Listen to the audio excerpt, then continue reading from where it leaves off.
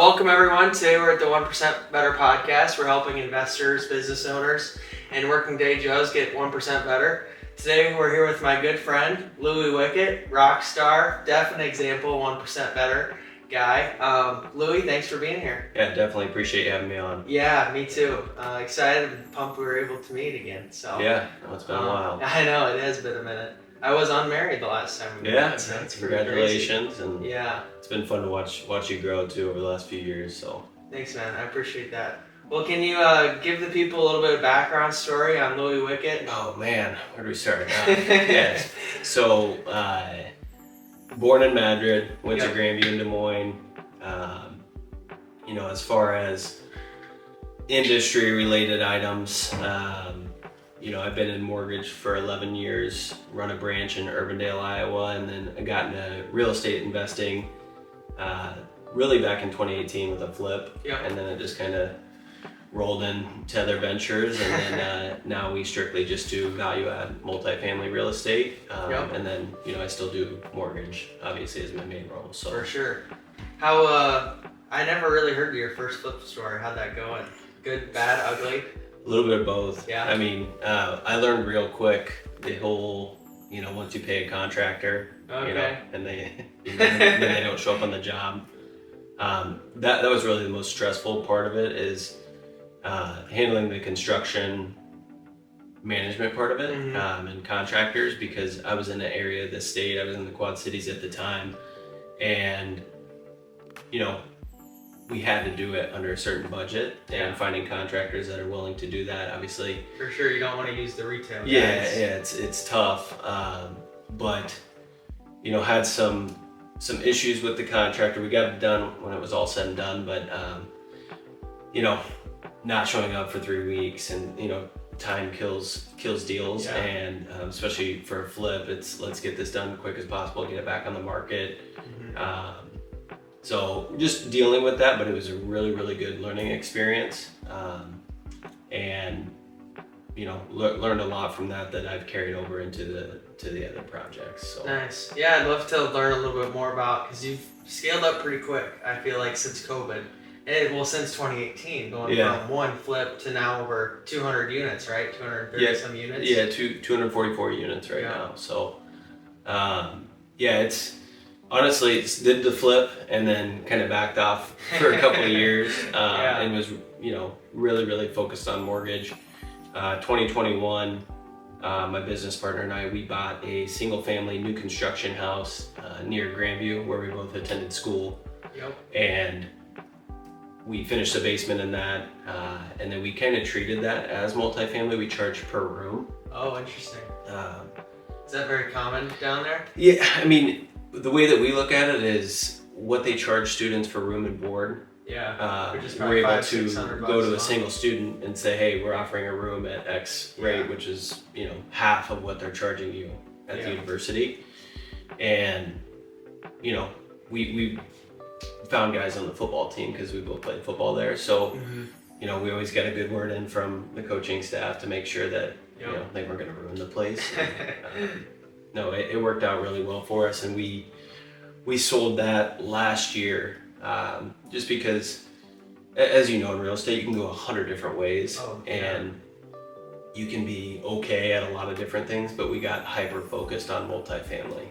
And Airbnbs always catch my eye. That'll probably be a venture down the road just for me personally, just because it seems fun.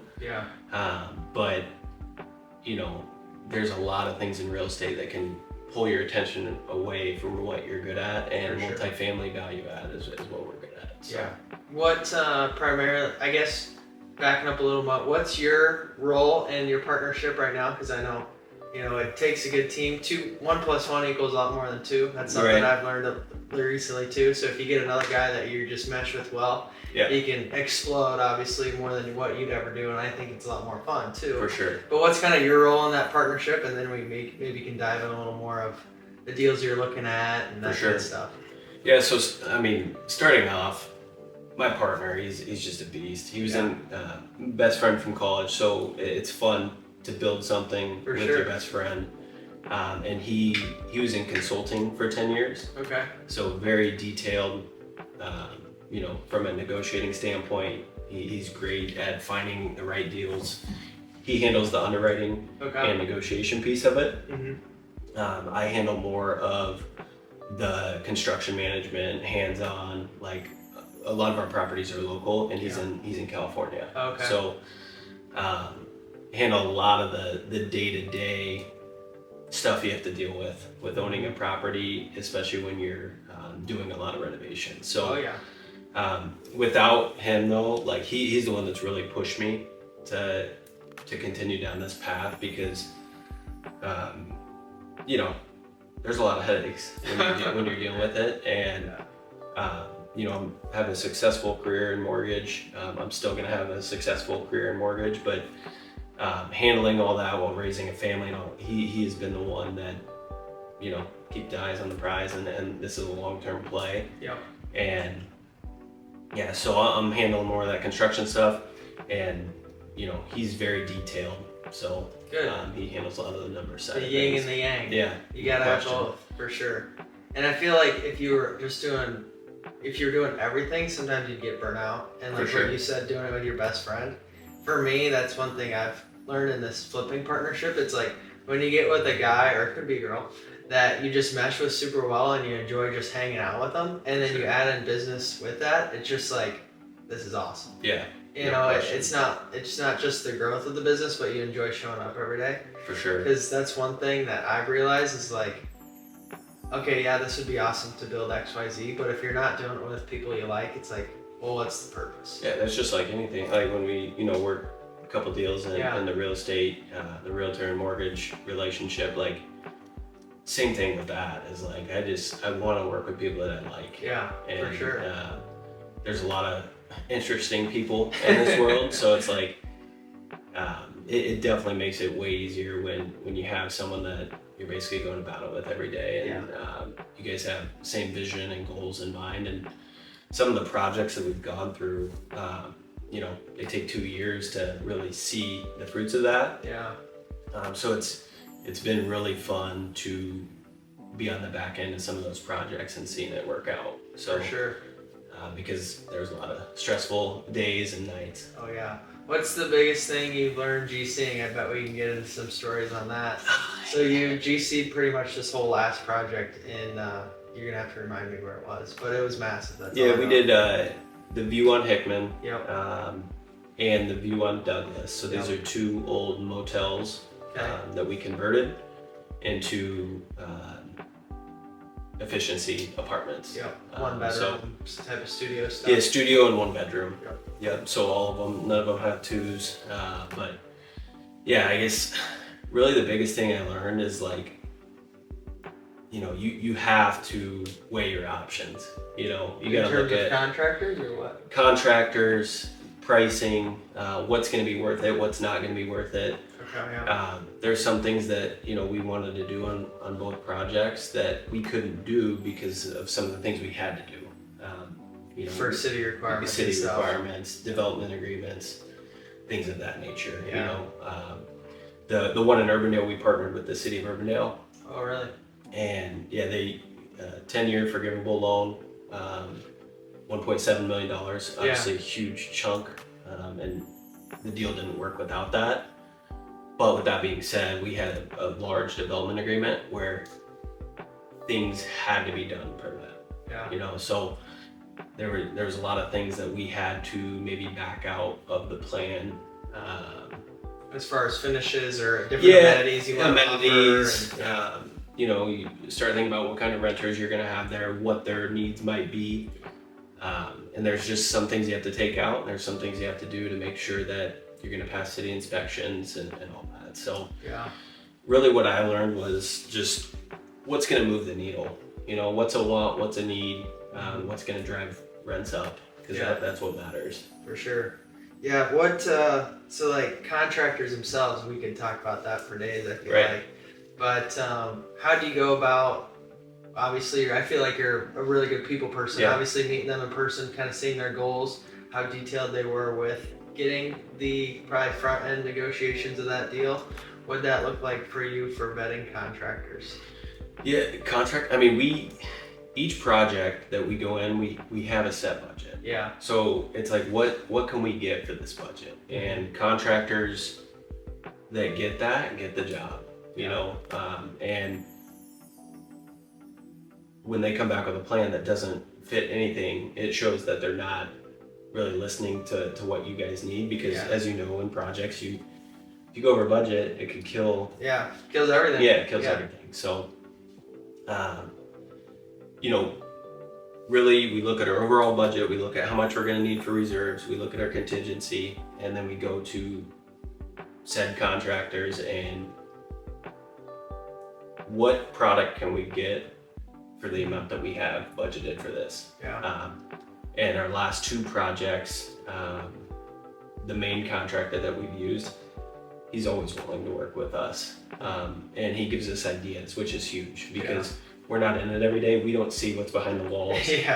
And he's been good about giving us option A, option B, and letting us make that decision. For sure. So, yeah, I think that is difficult. Like, you as an investor, or, you know, you want to renovate your house or an Airbnb or whatever, you think you can do all this until someone does take out a wall, and you're like, well, not today, but plans have changed. No, I mean, it happens on every project. You know, there's things that come up. The one in Urbandale, for example, there was an old Elks Lodge restaurant and bar out front that we demoed. Well, you start demoing stuff. Well, they had a grease trap, and there's a certain way that you have to, you know, get rid of that. Yeah, like things just, it's like the onion, you know, you just keep peeling back layers and you find stuff. So having some people in your corner that give you options, it's been huge. And honestly, working with the city back and forth, like, hey, you guys, I know you're looking for this. Here's an option that our electrician gave us that is safe for our tenants, safe for us, and we think this is a viable option, and then work back and forth. That's true. That's even in the town of Ames, you know, that's why some people only invest, you know, in Nevada or Boone or Story City, just because not saying anything about the city, you know, they have their own regulations and rules for reasons, but adds a level of complexity and a layer of cost that goes along with investing in those areas. You want the upside of being in Urbandale, you know, a great, awesome community with a great tenant base. Well, you're gonna have to play by these set of rules. So for sure. It is. We learned that real quick, which it's a good. I mean, they have them for a reason, right? But especially a city like Ames is, you're dealing with a ton of investors because you have a university here. You know, so there's always gonna be investors, and if you have an investor that cuts corners and it's a safety issue for those students, I mean, you're looking at lawsuit city, you know, from a city perspective. So for sure. You see it, but you also, you know, as an investor, you hope that they work with you sometimes on certain things. Yeah, for sure. Because I would say it can go each way. You know, it's like, obviously the rules and regulations are there for safety reasons, and they were there because someone bent the rules too far at one time. But also, it's like on the other side, you know, sometimes these houses, I would say, are nicer than a lot of people's personal residences, and it's like, okay, where's that middle ground? Right. Sometimes I feel like the scale goes too far each direction. 100%. With bureaucracy and 100%. Like, you know, for example, in the multifamily space, having enough parking. You know, we had to add parking spots at our last one, and I would say 50% of our tenants use public transportation or walk. So it's like, we have an empty parking lot every time we drive by there, and we're at 100% occupancy. So it's like, some common sense approach. You see why they do it and everything, because you want to have enough spots for your tenants. But it's just, you know, on some things you just wish they would work with you a little bit. Well, I can put, so like the Bridge Home here in Ames, a local project, they did great idea, you know, great for the community. Getting young families is specific. I know so much about it because we were trying to put a playground there. It didn't work because of utility stuff and whatever with my Ames Leadership Project, which is all part of it. We raised the money, took down a playground, we were going to repurpose it there, but just things didn't work with where they put the utilities, where they put the landscaping, yada, yada, yada. Anyways, the Bridge Home is like specifically for families. It's 3 bedrooms. So like mothers that have 2 or 3 kids, you know, perfect, awesome, 100% behind that. but if you drive behind the bridge home, there's only ever 2 cars in the parking lot. Right. So it's like, why did you make them have 18 parking lots there for 18 families when only 2 people have cars? Right. Where you could have built in that same land another 6 units or another 12 units. Yeah. So it's like, and especially for that use, it wasn't towards someone trying to make money. Right. You know, it was just going towards someone, and maybe they have a reason that I don't know. No one's ever told me, and I'm definitely open-minded to it. But it's like, why didn't you just think this through a little bit? Right. You know. For sure. So. Yeah, I think from a city perspective, they just, you know, they are black and white because if they do it for one person, then you know, it just creates that snowball. So you see both sides, and it's just like, as an investor and you're developing things, you just gotta know that you're gonna have to deal with that stuff and try to be as proactive as possible on the front end. For sure. Kind of backtracking a little bit, going up to how you grew up. Obviously, you grew up in Madrid, close to the community, but obviously taking that next step. I know football was a big part of your life and career early on, especially being this time of year. And what no better part of the year for a football guy, you know, on middle of October, right in the depth of the season here. What do you think you brought from that, and being in football, growing up in that kind of environment, to where you are now, or what values did you bring through? I mean, it was everything for me. It gave me purpose and direction at a young age. Our head coach at Madrid is Hall of Famer, and one of my best friend's dad. He passed away now, Randy Hinkle, but learned so much from him. He was very, very hard on me, but I needed it at that time. And we had a lot of success with a lot of different types of guys. So it taught me, from like a team standpoint, is everyone's gonna have different personalities, but it's, you know, if everyone's working towards and understands the goal, a lot of great things can happen. So I've carried that over into mortgage. We're all different at our office, but you know, if anyone looks at Key Mortgage Group, they see that it's a fun culture with dudes that are working hard. You know, I've learned that, and then just, it's not always gonna be easy. You're gonna deal with a lot of stuff. And you know, one thing I learned in college from another amazing coach, he coached up at Iowa State with McCartney for 9 years, Mike Woodley, is it's never as good as it seems, it's never as bad as it seems. So, you know, you're never too high, never too low, and you just gotta, you know, if your emotions are too high or too low, you need to step back and evaluate the situation, and it's usually never as bad as you think it is. And then on the other side of that, it's never as good as you think. So there's always things that you can do better and change to be better. So walk me through the Grandview career again. I know we kind of breezed over that. I've never really asked you much about it. Yeah, short-lived for me as far as a player. My freshman year, our 4th game of the season, I was traveling with the varsity team and getting some reps on like kick return, special teams. But I broke my back, fractured my L4 transverse process, which is honestly best thing that you could break in your back. But you know, it happened in a game. I finished out the game. The next morning, I just knew something wasn't right. So went and got scans done and all that, figured that out. I rehabbed because it was an injury that you could still come back from and play. Had a good spring ball. And in the spring game, I took another blow to my back and just started like talking with the doctor. You know, it was at Grandview, small school. You're not, most likely not going to league or anything like that. I knew I wasn't. I knew I was gonna be there for 4 years and go out and do different things. But after that, they honored my scholarship, which is, you know, I'll forever be grateful to those guys for doing that, but also asked me to get into coaching. So for the rest of my time there, I coached corners, which was a super unique situation with me being a student. Was that your position you went in for, corner and running back? But so played corner in high school. Was all-state running back and corner. So like knew Knew the position. And as you know, in college, like there's a lot of coaches that coach a position that might not have played that.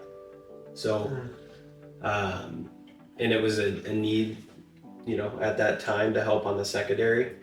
And, you know, I jumped in and tried to tackle that and try to just show up every day and do a good job, you know, because it was a weird position, but I learned more about myself during that time than anything. You know, after a game when I have to break down film and my buddies are out at the bar, like stuff like that was tough, but you know, I just tried to do my role for the team, even though I wasn't playing. For sure. You think coaching's ever in your repertoire? For my kids, yeah. You know, I coached 4-year-old soccer, which is tough. 4-year-old t-ball, which is probably tough. Hard than coaching quarterback. Yeah, right. Yeah, no doubt. It's something, but honestly, I'm just so focused on my family right now that like, you know, I've thought about going to coach at Madrid with my buddy, who's the head coach there now, and it's just I can't justify the amount of time that you put in when I just want to be with my family. So different season, maybe. Yeah, no doubt. Maybe when you're 50, 60 years old. Oh, heck have 1,000 units. And you're like, well, you know, coaching's never been. Yeah. Well, hopefully we reach 1,000 before 50 or 60. Yeah, but I'm saying, you know, whatever it looks like. So, what still motivates you today? I know you're a big family guy. You had another kid recently. Yeah. Yeah, I've got a 4-year-old, a 2-year-old, and honestly, that's what pushes me. Yeah. You know, my sole focus is my family and making sure that I enjoy these years, because you have everybody that tells you like, hey, you know, my daughter's going to graduate next year and like that. So when people tell you that, you know, I really do try to just live in the moment and, you know, work hard for them. But what really pushes me is, you know, I want to show them that, you know, their mom and dad worked hard for them. Yeah. You know, tried to provide for them, protect them, and educate them so they can go create their own path, you know, when they grow up. So that's kind of my focus right now and motivation. For sure. And I feel like I'm on the kind of not first step, just starting line for me. Just getting married. I feel like now, like the last couple months for me has been a big shift, because I'm like, now it's just someone else than me. Like I kind of knew that already, but now it's official. Like, okay, now if Sam messes up here, it just doesn't affect Sam, and he has to go back and sleep on his parents' couch.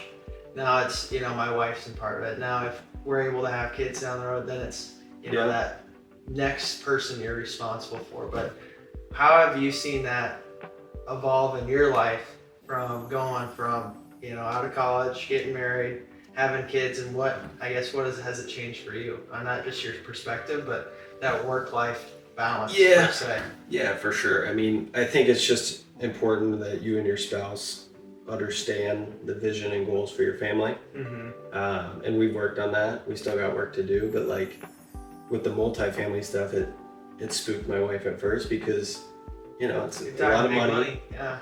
A lot of money. There's risk to it.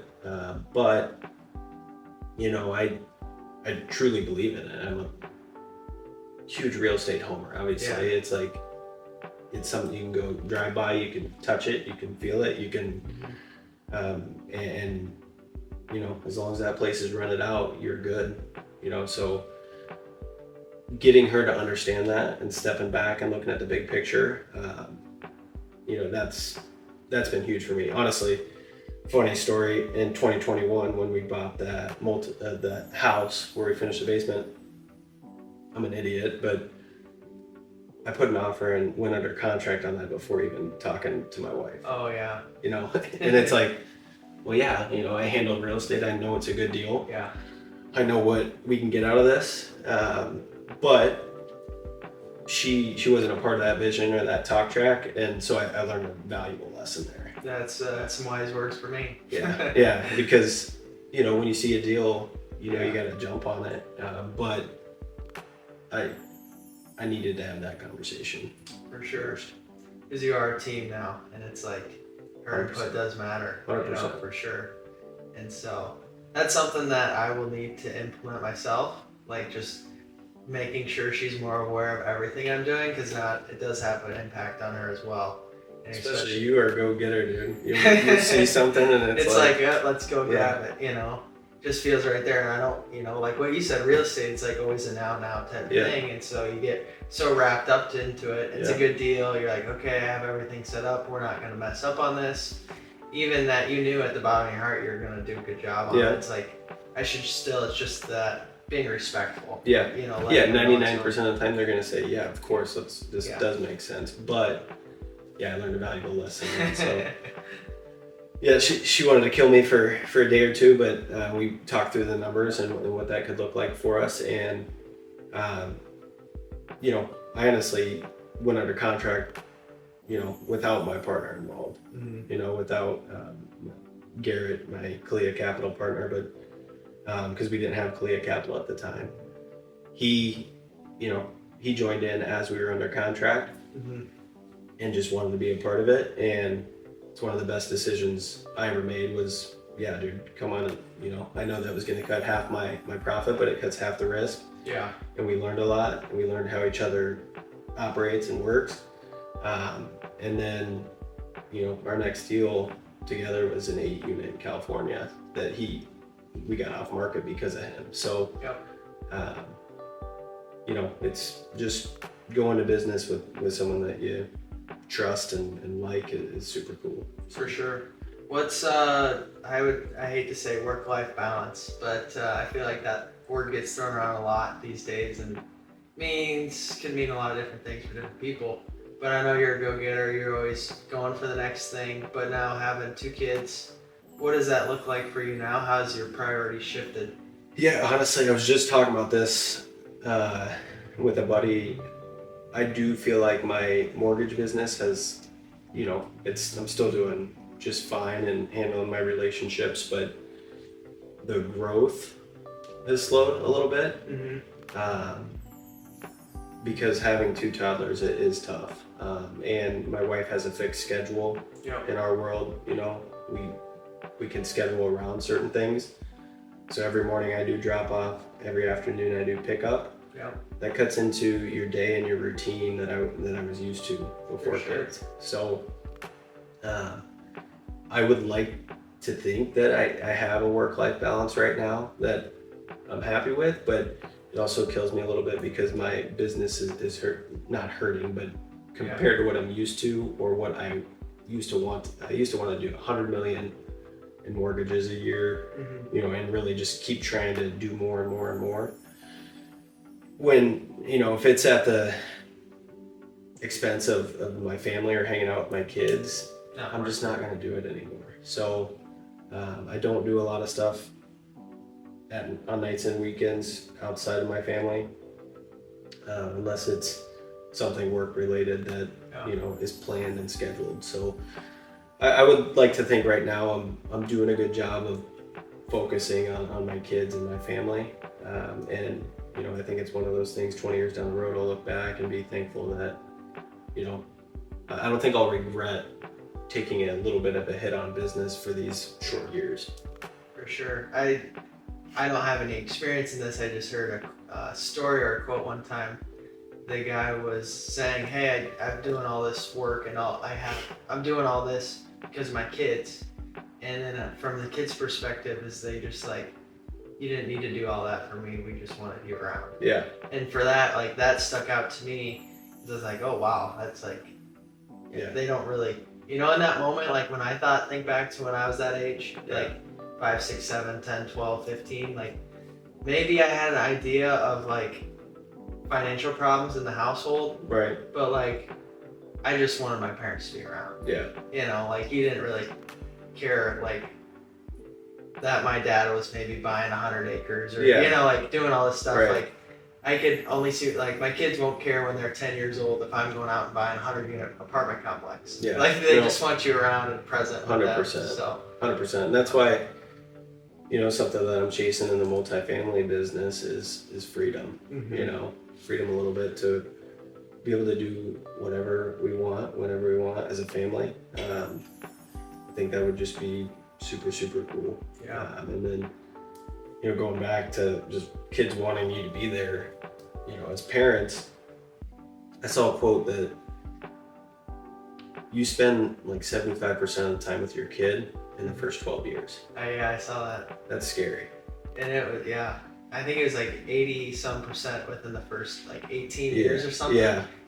80%. Yeah, that's crazy. Yeah. So that's why I think 20 years down the road, when I look back at what I'm doing, and, you know, it's tough right now, but I don't think I'm going to regret it when it's all said and done, because, like, you know, my son is 4, so our conversations are funny, but like every day I get to have a conversation with him to school and on the way back, you know, and that adds up over time. There's a lot of lessons in there, a lot of conversations that we can have that I think we'll be thankful for down the road. For sure, 100%. We haven't really talked about much about your mortgage business. Obviously, I know a handful of guys there. Yeah. What does that look like right now for you? How many people in the Key Mortgage group? And just give us an overview of that. Yeah, so we got 5 loan officers, including myself, in our office in Urbandale. You know, we have a really good culture of guys that are doing things the right way, educating clients. You know, we don't want just anyone and everyone to come work there. Yeah. Obviously, we want good people, first of all, people that are going to fit in with the culture that we have, and they're going to do things the right way. And I think anyone that's done a deal with one of our loan officers, I think they would say that at the end they felt like they were communicated with, the client was happy, and things come up every now and then, but we deal with that head on, and just a great group of people there that are all young in the business too. Yeah. So that's what's going to be fun, is you talk about working with people that you like. Like, I enjoy going into the office because it's just a good group. Yep. And we're all working towards the same goal. And it's going to be fun over the next, 10, 15 years to see everybody grow there. For sure. And it is like, we are still so young. Yeah. You know, like, I've only been in business for 5 years. I can't foresee myself, God willing, like when I'm 60 or 70. Obviously, I'll have different priorities, but I'll still want to be active. Like, there's only so long you can go out and go to a sandal resort for 10 days. Like, I could probably stretch that out, my honeymoon, for another week, but then I'm kind of getting to, I'm itching to do something, you know? And so I think that's a great thing to have, you know, as for sure. Just serving in your community and getting up and working towards a goal. You know, it's such a big thing. It's important. Yeah. It's super important. What's your health and fitness routine look like these days, Louis? I know you're always active. Well, yeah, man. I need to be doing better, I'll tell you that much. You got a lot going on. Talk about routines changing. That's been one of the toughest things for me. Is, almost every morning, because our daycare is right by our house, it's an in-home daycare. So before my son got into school, I would take both kids down there and then go to Lifetime and then go to the office. Yep. Where now I take my daughter down there, I take my son to the school, and then there's construction on every road in Des Moines. So it pushes back that time, and I want to get my day started too. So that's been the toughest thing for me, is just finding a new routine. And honestly, I'm gonna look at maybe like an in-home gym or something. Then you have no excuse if you aren't tight on the day. Like, doesn't matter. I was actually just thinking about that the other day, because I was like, I just go to South Ames Fitness here. I live on Ash, so right down the road. But it's like, even the short 10-minute drive there and back, like, you have a family. It's like, well, I can't really bring them to the gym and set them up right next to the bench press or, whatever you're doing. Even though they do offer daycare, I think, there at the gym, which is nice, but... Yeah, they do it Lifetime too, but it's just like my routine. It was on the way to work, so it was like, that's what I would hit, Every time I go there, though, I sauna. I love the sauna, and I've honestly met a lot of good business relationships in there. I don't know why you always get chat. Like, I do too, get chatting in the sauna. It kills time, and like, if you just sit there and it's silent, everybody's, when you're talking, it's a little bit easier to go longer in there. But no, met some investors in there, met insurance, a lot of good people that if you show up to the gym, you're already a person I want to be around because you're trying to better yourself. Yeah. I don't care what type of workout you had or whatnot, but if you show up, and that's what I've found there is like everyone there, like they might be dealing with something, they might be, having a hard time or tough business go, but they're there because they want to change that. Yeah. Or change themselves or their health, and it might be for their kids, it might be for themselves. But that's what I've found, and there's a lot of good people that go to gyms. For sure. And everyone has shit. You know, everyone's got shit, no matter how glorious some people look, 100%. Online. It's like Grant Cardone or Alex Rabazi or Donald Trump, whoever you like look up to online that you think's a celebrity, they have the same shit as everyone else. Yeah. And so it's like finding that stable thing, like the gym is for me like that stable thing in my life that I know I'm not gonna mess that up. Yeah. Like I'm gonna get a little bit better in that today. For sure. For sure. And if I don't go, I definitely have a worse day. That's just a fact. So, for sure. I need to figure out a new routine or a new way to do things, but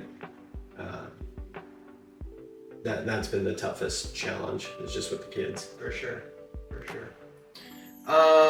Talking about maybe just where you're going, what you're doing, what's some of those, if you want to share them, if you're open to doing that, what's Louis Wickett's vision look like in a couple of years, 3 to 5 years? Man, we're always looking for more apartment deals, right? Value add plays so we can. How many units you thinking? The last one was 60, wasn't it? So the most recent one we've done was 49 units. 49, okay. Prior to that it was 51, 62, 36, 8, and then we got a 38 unit in California this year. So okay. Yeah, I mean, my big thing is I'm gonna continue to do this as long as I enjoy doing it, and we're doing right by investors. Because it is a syndication, so each deal we're collecting investor funds, including our own money, and going in on that deal. So in the next 5 years, I'd love to be at 1,000 units. And financially free and enjoying life, and still doing mortgage, still running the branch. There's, as long as I am enjoying what I'm doing, I'm going to keep doing it. So we'll see, but I hope to be coaching my kids' sports teams and not miss a game. That's really important to me. I want to be at everything. Be present. So, What's for someone that might be listening out there, what does being an investor in Colia Capital look like for you guys? So we have, as an investor, obviously we're going to go over our pitch deck, with you just so you can understand the deal, review it, ask the right questions. But once you're an investor, we have an online portal that has everything there. That's where set up your bank account, set up everything. You'll get payouts through there. You can see the performance of quarterly, your assets. or what's the payouts like? So we shoot for quarterly, Quarterly. Yeah. But for example, the view on Douglas, we got everybody out while we were doing renovations. So we start with 0 leases, in March, and we're 100% occupied now. But that stuff takes time, and we want to make sure we build our reserves back up. So we always have target dates for the first payout. But in real estate, things happen. Things happen, and biggest thing, we're always going to be open, honest, transparent, so you know exactly where things are at. What investors don't want is to be lied to. And we're taking the approach of here's what we're dealing with. For example, our most recent one, we thought we'd be cash flowing from day one. Breaking even, but some of the tenants, when we took that over, caused a handful of tenants cause 90% of the problems there. Yeah. So that stuff takes time to turn, to make sure that it's performing the right way. And renovations always take longer than expected. But yeah, once it's stabilized, quarterly payouts is what we. Gotcha. So your goal for people that might not know, and just for me to conceptualize it, is you buy a distressed property that's tenants are underpaying or it needs a lot of repairs or whatever it might be that causes distress. Take it, purchase it with either investor funds or bank-owned funds. And then you rehab it. Hopefully the value is now higher after you do it based on cap rates and other things. Then once that's done, you refinance it with a bank and pay out your partners. So they're always involved in the deal. Oh, they're always involved. That's a huge plus. We're not going to pay you a return and then get out. Oh, okay. Well, some people might. So there's a lot of places that do. That's a great point. Is you're always going to have your equity in the deal. Okay. Cool. And our goal is to, obviously most of our deals have been at higher rates because we started the multifamily in 2022. Yeah. Which is a huge benefit to us. Yeah. Because the deal works at higher rate compared to someone that bought in 2020. With 3%. Yeah, 3%, and they didn't stress test it to 7, but we've done one cash out refinance on our 36 unit. We were already doing distributions before that quarterly. But through that cash out refinance, we were able to give 55% of money back to investors. Cool. So, and they're still in the deal. Yeah. So, and with where rates were at when we bought and what we got with the cash out, our mortgage payment only went up like $200. Oh, wow. Yeah, so it's like we were able to pull $400,000 in equity to pay out, and our mortgage payment only went up $200.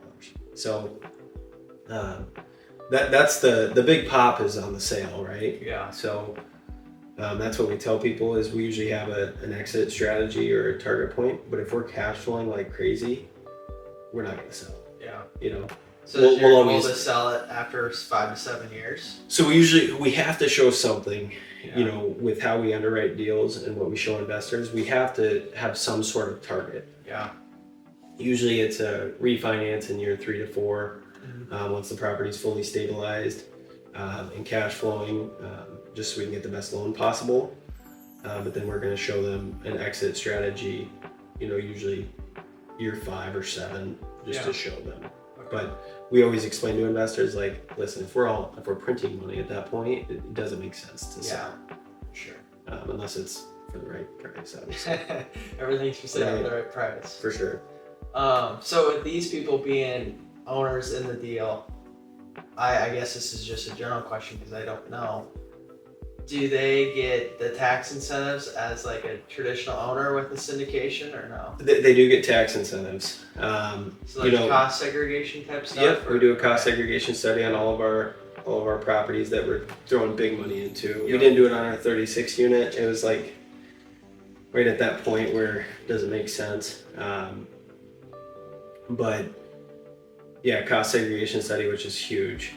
That's probably been helping a lot out on the lending side for you. Yeah, it's been huge. But yeah, the tax, everyone has different ways their taxes are done. It depends if they're, a real estate investor or not. Professional, but all in all, there's some sort of tax incentive for people. That is a huge selling point. I feel like for probably most people that are given that type of money to get into there, them being able to have the cash flow come in, and then the tax incentives is huge. This is actually the first year I've done, 2024 technically, a cost segregation. Yeah. And then I did a 1031 exchange this year. There you go.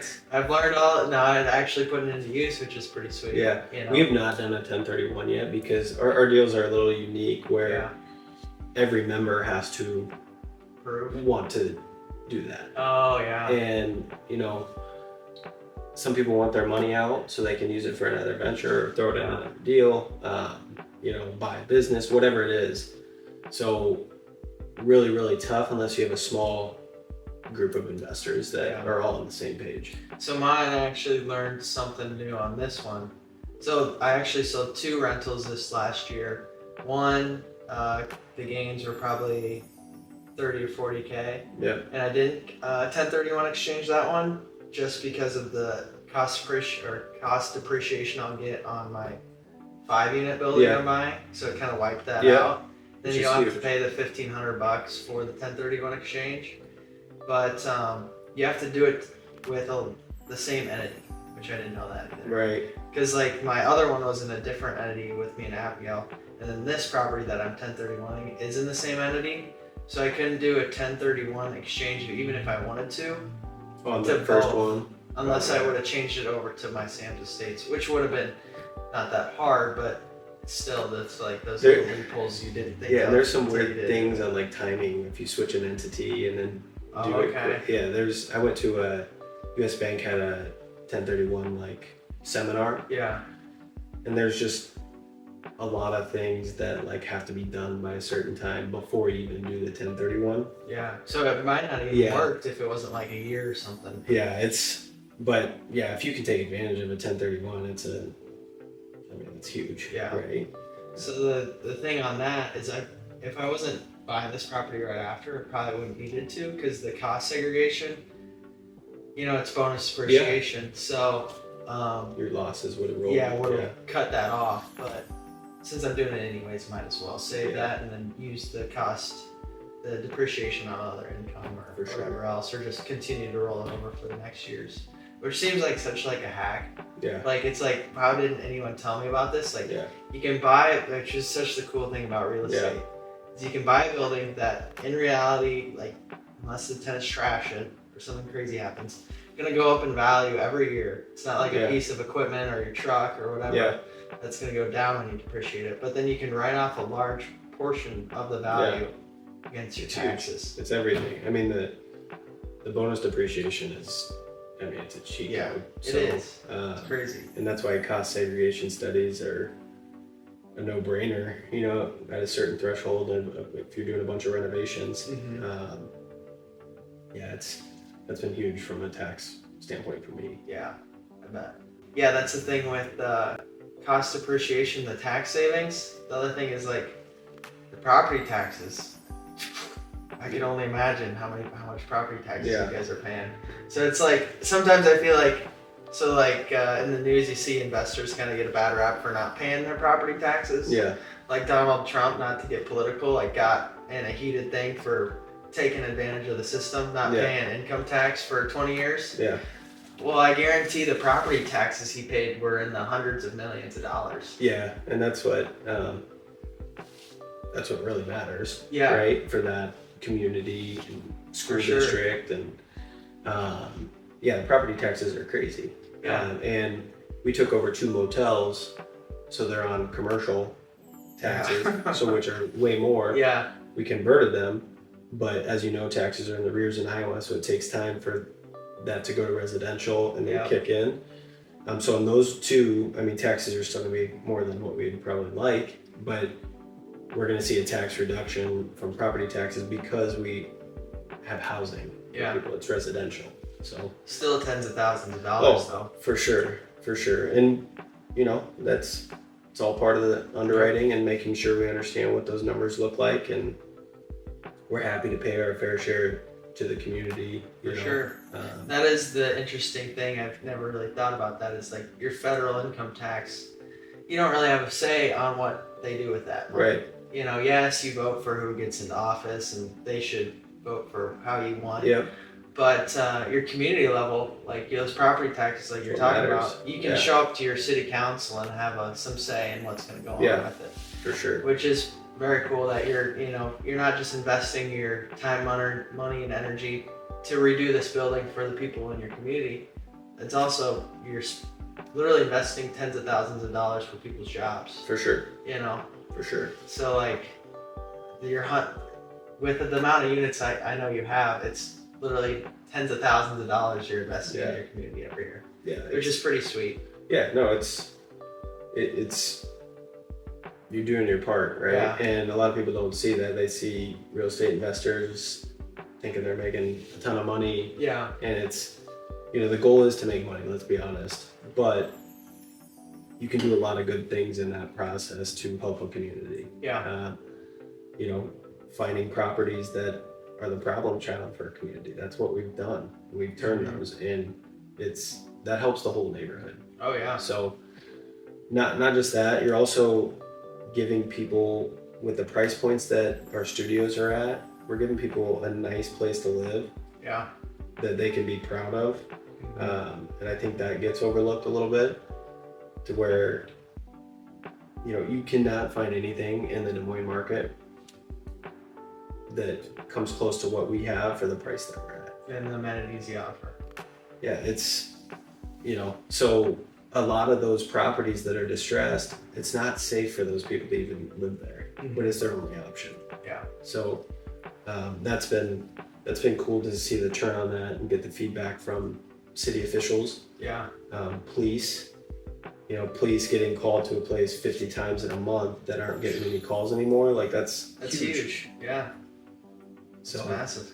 The 6 S's, I think it's streets, schools, security,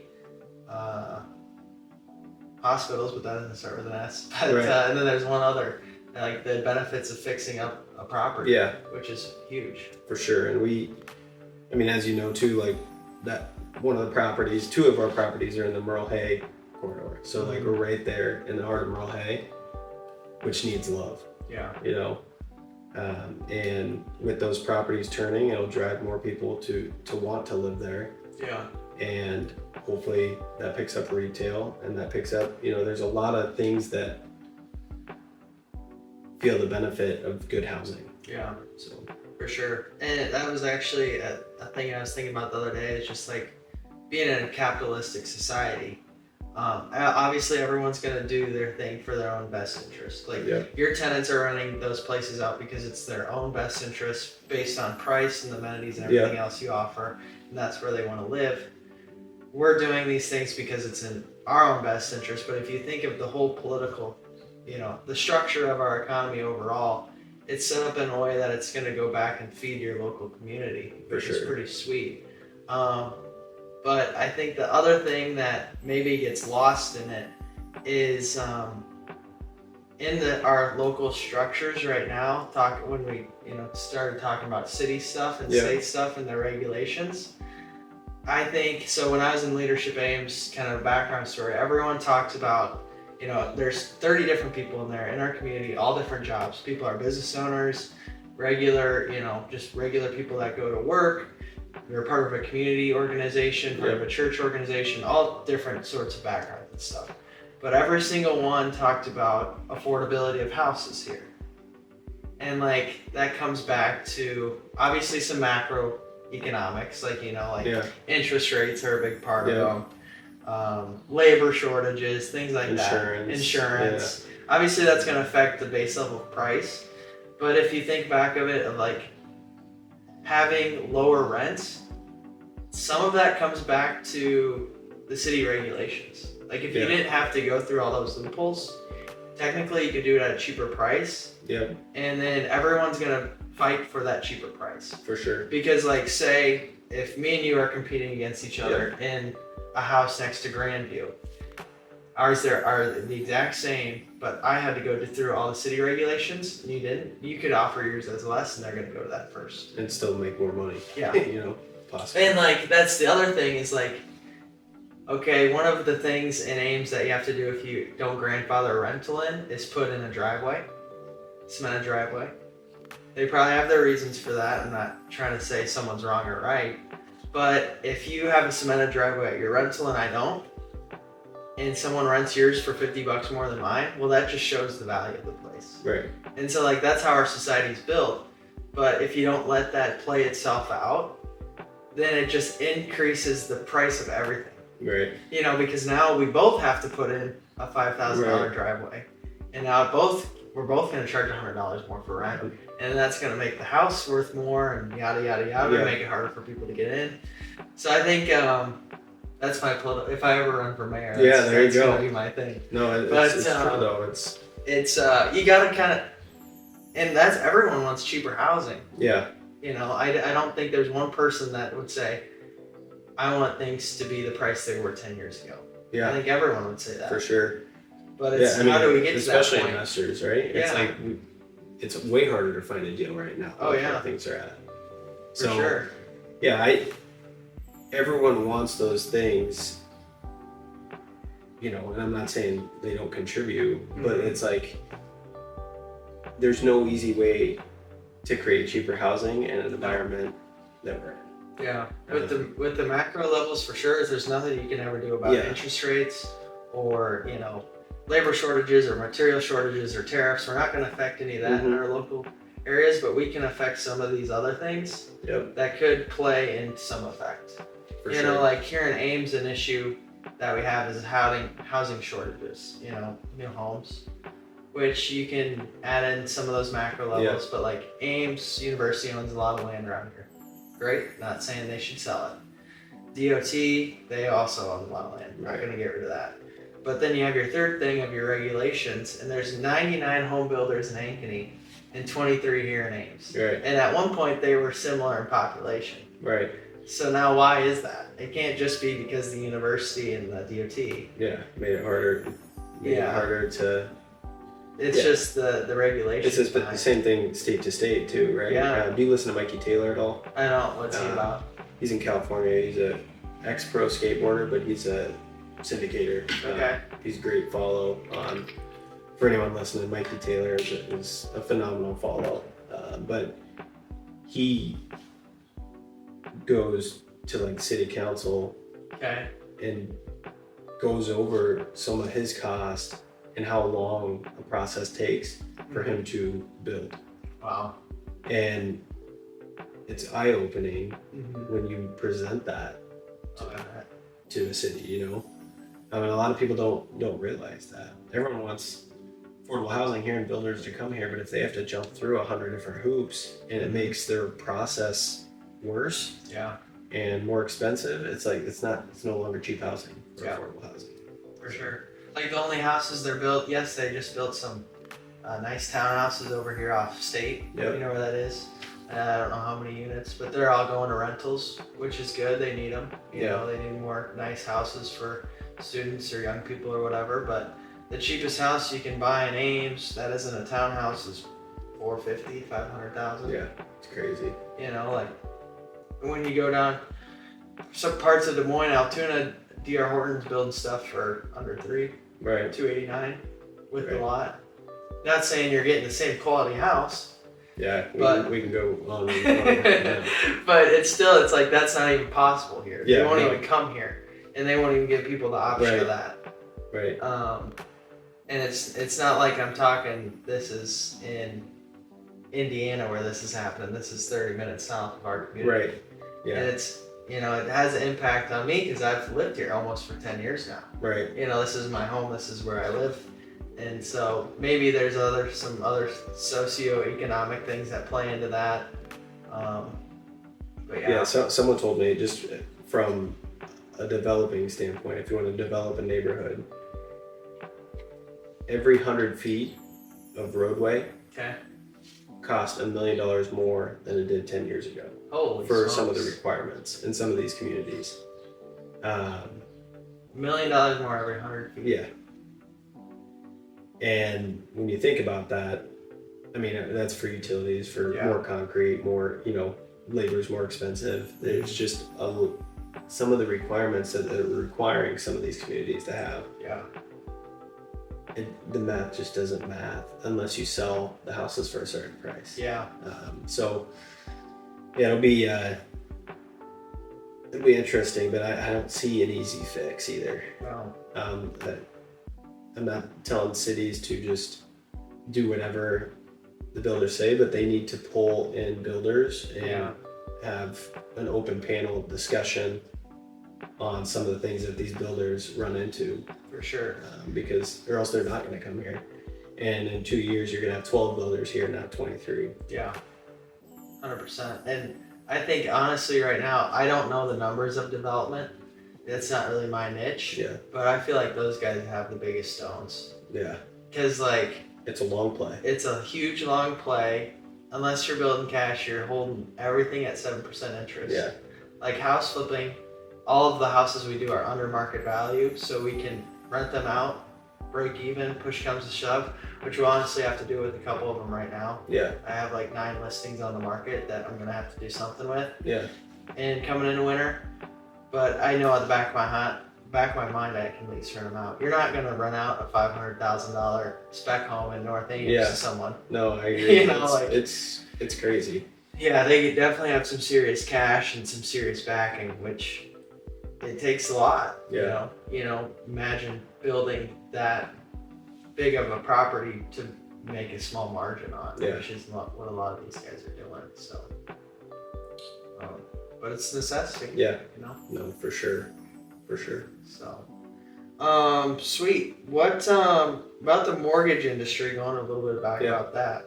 What do you think is like the biggest misconception by consumers or even people wanting to get into the business that you see these days? Yeah, misconception by consumers is rates. I mean, everything affects rates, your credit score, your down payment, and there's so much smoke and mirrors out there on, hey, they're offering this. Yeah. And then you start reading the fine print. Well, yeah, that's with 25% down, paying a point to get that rate. Like, just a lot of money. I can offer anyone any rate.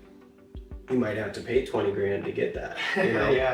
And a lot of the online lenders like do stuff like that. Okay. So rates, you know, education is super important. And as you know, we've done some deals. I spend a lot of time with clients just educating them on a couple options. Yeah. Let them make the decision, you know, make sure they understand it. And experience matters. So for people that are looking for that, there's a lot of good local lenders that are ready to help. And then as far as, you know, there's things that have affected payments just as bad as rates, and that's property taxes and homeowners insurance. Oh yeah. Over the past 5 years, you know, we've seen massive appreciation. Well, the counties don't just let that go. They're gonna, you know, don't forget about that. Property assessors are graded on being within 95 to 105% of the true market value. Yeah. So with that massive swing during COVID, I mean, they're just eating it up, right? Because they want to be within that threshold. But insurance too has really affected it. You know, the ratio, everything that happens with insurance, there's a lag. Yeah. You know, and I feel like it's starting to even out a little bit more. But there was, you know, back-to-back years, insurance is going up 25%. Big number. Yeah, it's huge. And people wonder why their mortgage payments are changing. That's why. So because you escrow most of the the only way, if you're on a fixed rate, the only way that your mortgage payment can change is if taxes and insurance change. So, you know, piece of advice that I've seen more so now than ever for people is just to have some savings set aside for any escrow shortages. Yeah. Because if there's changes, that's What's gonna hit. that bucket look like, you think, for most people? Like 6 months of expenses and stuff set aside, or? Yeah, for mortgage piece, you know, I think it would be wise to have, you know, 3 months of taxes, 3 months of insurance set aside, just as a buffer in case you ever have a shortage.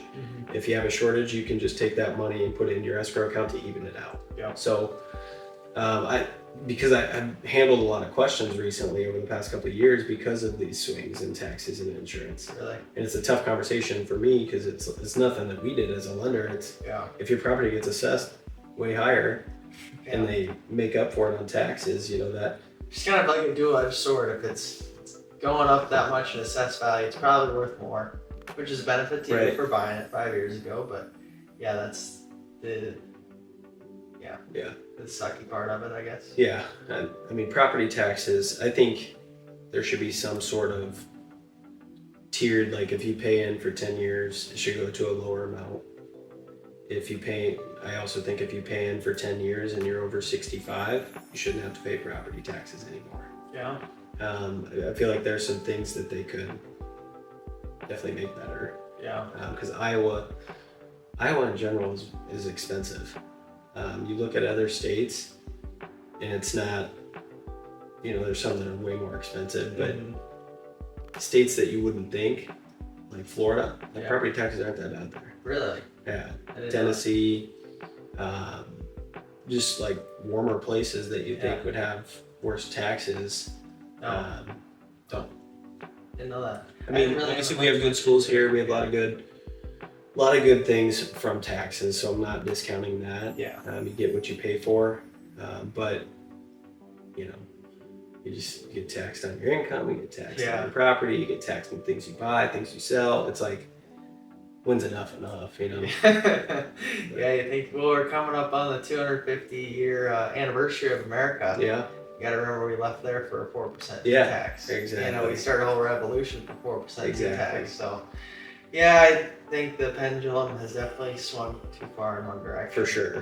For sure. And it's just overspending and not budgeting and but yeah, that's my, I think someone that's lived in a house for over 10 years and they're on a fixed income and 65, it's like, why are they paying property taxes? Yeah, for sure.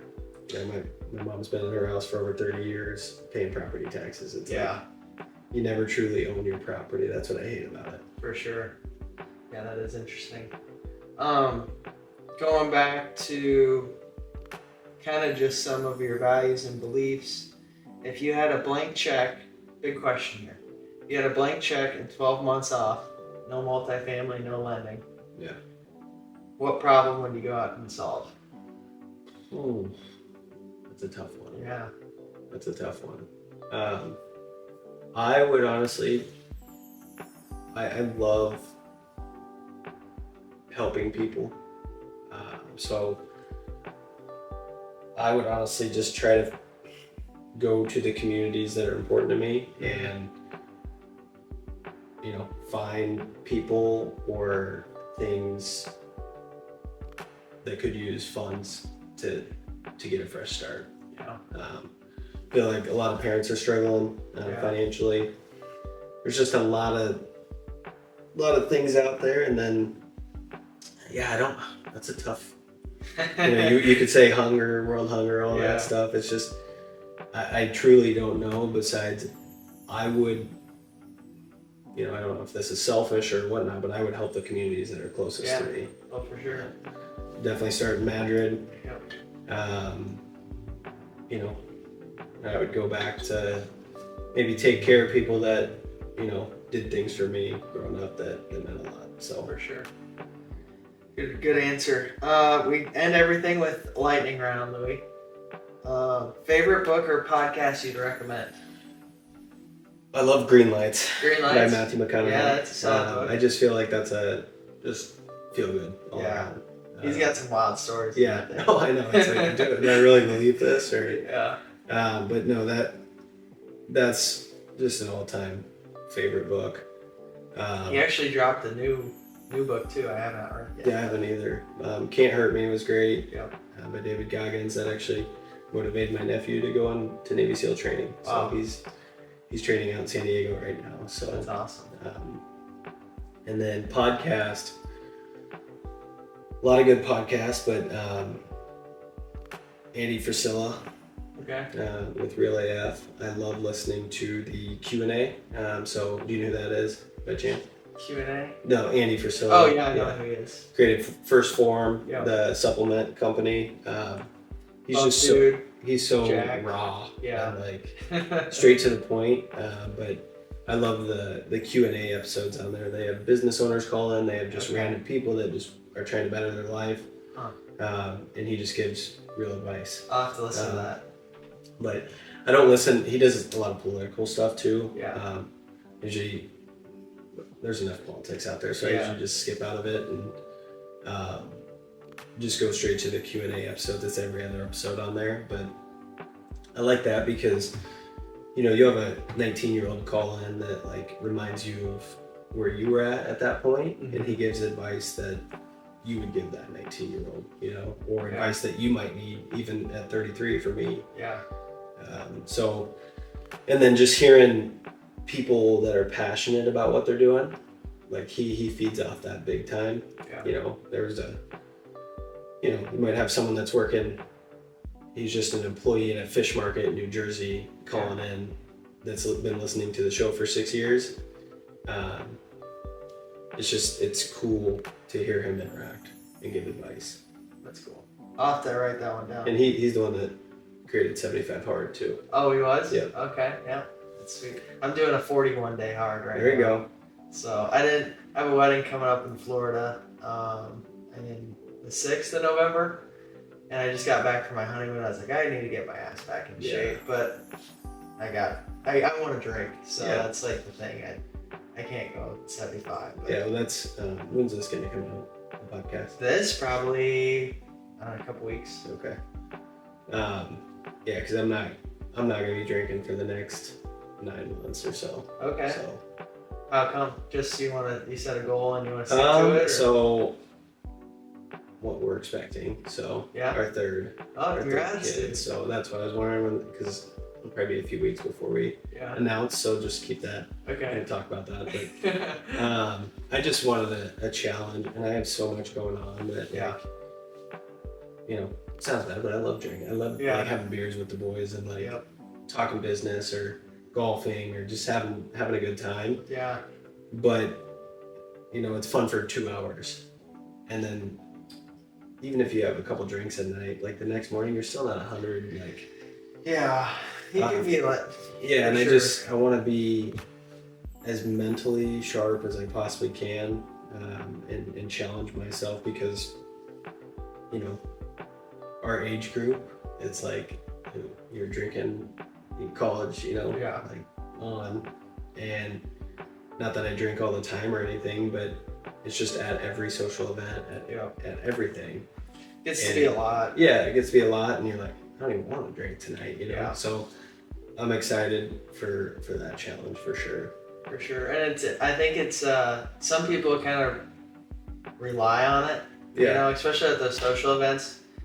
The chamber is a great event, but I feel like every single one is like drinks and a good time, or like drinks and hang out, and it's like, do you really need that crutch to go out and talk to someone new? Right. And then you get the question, oh, you're not drinking, and then I feel like, then I don't know, you can go down a really deep like rabbit hole on that, but I would 100% agree. Yeah. And then you get around, like I would do it when I was like a couple years, 3-4 years ago, when I was like out of college. Yeah.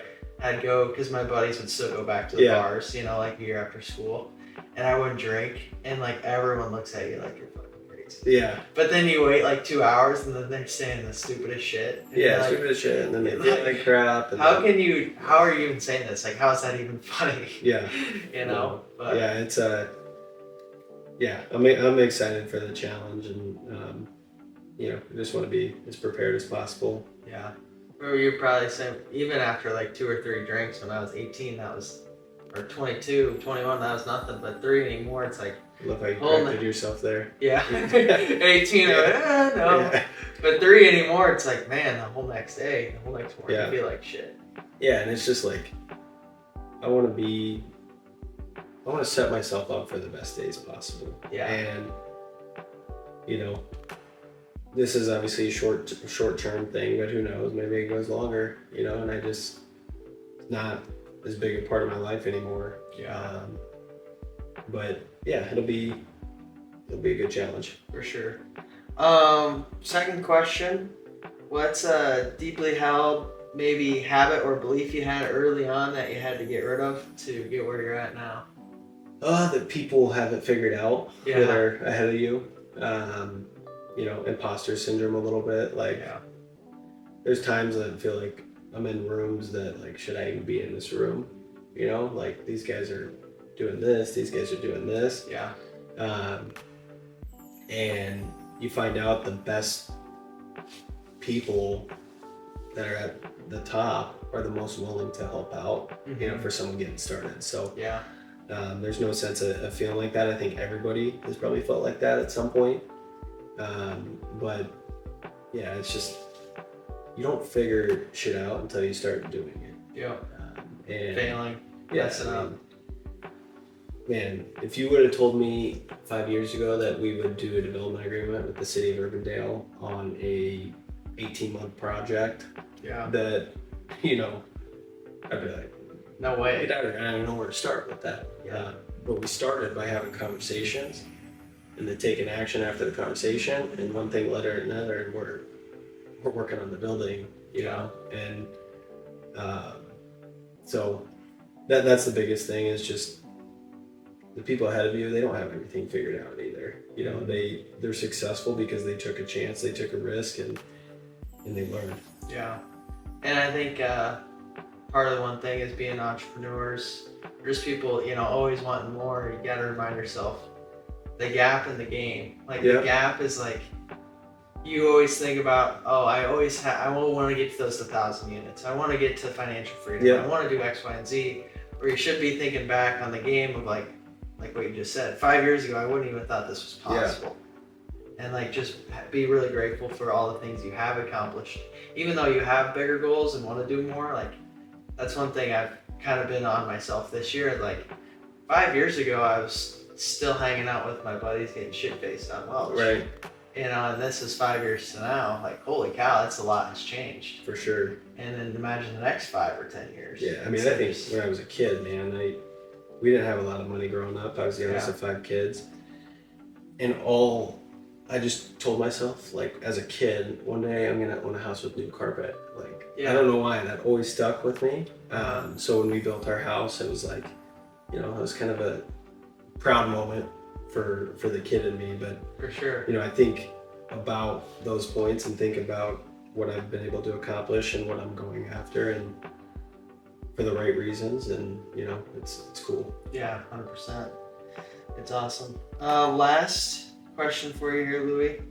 What's one underrated skill that's helped you win?